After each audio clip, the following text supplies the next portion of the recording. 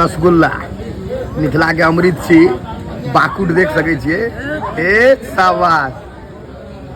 मनीष के 2 बेर देबे 1 बेर और दियो ने खाए वाला है बक तू खाए वाला छो देखियो ई जो शहरी लोग के खुआ दे तो अतरी चौक क जेते 3 दिन तक नीक से बाथरूम नहीं हेते लेकिन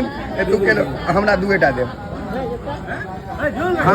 हम डाइट पर छी भाई बक नहीं बर्बाद हो जाएगा बर्बाद हो जाए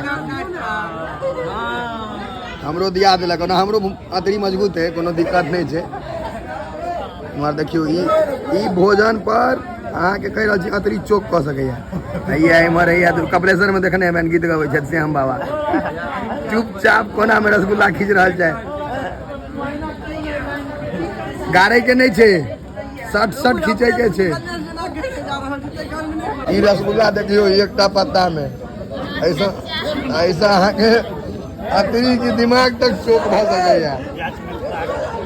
शहर के लोग सब एते की नहीं आता बापे पुते सब खाइए पूरा खानदान गौवा के देख लियो इमर गाँव के लोग सब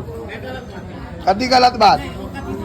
जेकर अतरी मजबूत छै खाई छी अहाँ के कमजोर है अहाँ के चौक क जाए अहाँ शांत रहू